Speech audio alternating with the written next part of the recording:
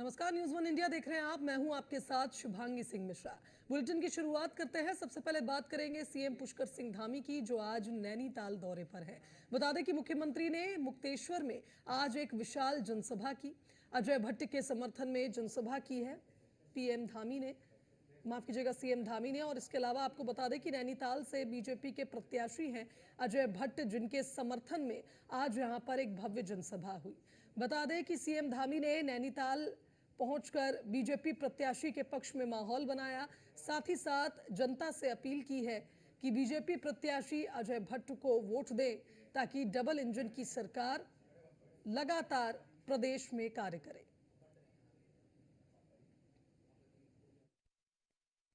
देश का पहला राज्य उत्तराखंड बन गया जहां समान नागरिक संहिता का विधेयक पारित होकर राष्ट्रपति महोदय की मंजूरी मिल गई। ये देवभूमि को एक गौरव प्राप्त हो गया।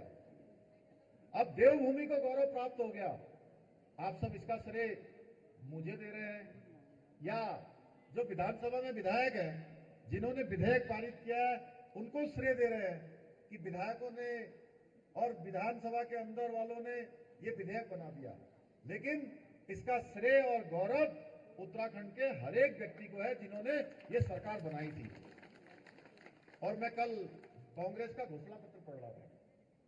भाइयों बहनों, कांग्रेस का घोषणा पत्र जारी हुआ है। अब कांग्रेस के घोषणा पत्र में क्या है? वो कहते हैं मुस्लिम पर्सनल लॉ, जो मुस्लिम पर्सनल लॉ है उसको हम लागू करेंगे। यानी कि कांग्रेस का वो घोषणा पत्र नहीं लगता है। एक तरफ हम समान नागरिक संहिता की बात कर रहे हैं, धारा 370 समाप्त कर रहे हैं, देश से तुष्टीकरण समाप्त करने की बात कर रहे हैं, और कांग्रेस पार्टी कहां जा रही है?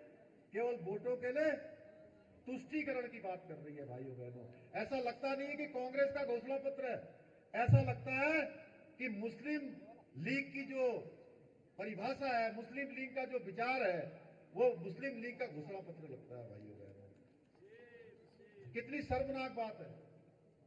जहां एक तरफ मोदी जी के नेतृत्व में आज देश आगे बढ़ रहा है, हम महिलाओं की सशक्तिकरण की बात कर रहे हैं, ये समान नागरिक संहिता भी हमारा, यह भी महिला सशक्तिकरण का एक बहुत बड़ा कानून है। महिलाओं की इसमें सुरक्षा होनी है, इसमें बुजुर्गों की सुरक्षा का प्रावधान किया गया है, बच्चों के भविष्य का ध्यान रखा गया है, और जो अपनी मर्जी से रहने वाले बेटे बेटियां होती है उनकी सुरक्षा भी इस कानून में सुनिश्चित की गई है। भाइयों बहनों, हम सबकी समानता की बात कर रहे हैं, और ये अभी भी देश आजादी के बाद से जो लगातार करते रहे हैं उस काम को अभी भी आगे बढ़ा रहे हैं। भाइयों बहनों, कहने के लिए बहुत बातें हैं, लेकिन मैं आपसे आज हमारे आदरणीय अजय भट्ट जी के लिए आपका समर्थन मांगने के लिए आया हूं, आपका निवेदन करने के लिए आया हूं कि अजय भट्ट जी केंद्र सरकार में मंत्री होते हुए लगातार मंत्री हैं और देश को अपनी सेवाएं दे रहे हैं।